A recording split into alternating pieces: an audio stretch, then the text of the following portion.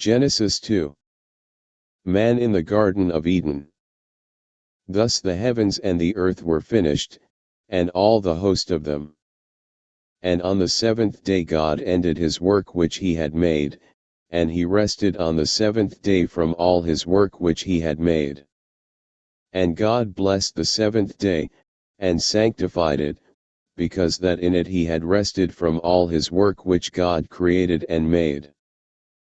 These are the generations of the heavens and of the earth when they were created, in the day that the Lord God made the earth and the heavens, and every plant of the field before it was in the earth, and every herb of the field before it grew, for the Lord God had not caused it to rain upon the earth, and there was not a man to till the ground.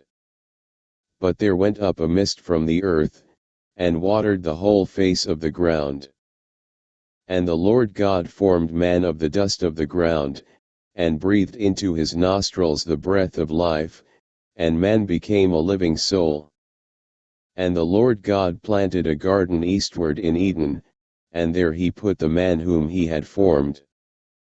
And out of the ground made the Lord God to grow every tree that is pleasant to the sight, and good for food, the tree of life also in the midst of the garden, and the tree of knowledge of good and evil.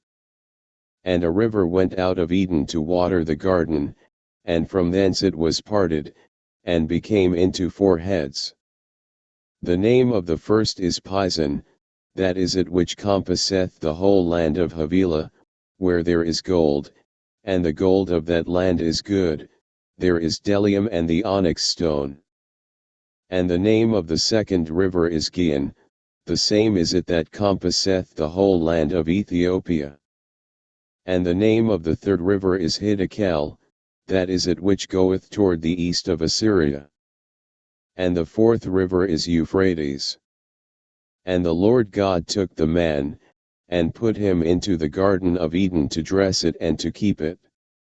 And the Lord God commanded the man, saying, Of every tree of the garden thou mayest freely eat, but of the tree of the knowledge of good and evil, thou shalt not eat of it, for in the day that thou eatest thereof thou shalt surely die. And the Lord God said, It is not good that the man should be alone, I will make him a helpmeet for him.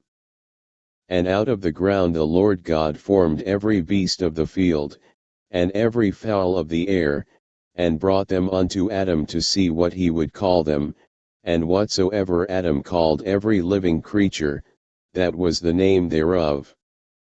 And Adam gave names to all cattle, and to the fowl of the air, and to every beast of the field, but for Adam there was not found a helpmeet for him.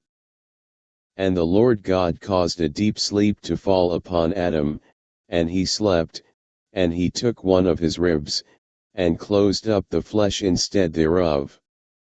And the rib, which the Lord God had taken from man, made he a woman, and brought her unto the man. And Adam said, This is now bone of my bones, and flesh of my flesh, she shall be called woman Hebrew Isha, because she was taken out of man Hebrew Ish. Therefore shall a man leave his father and his mother, and shall cleave unto his wife, and they shall be one flesh. And they were both naked, the man and his wife, and were not ashamed.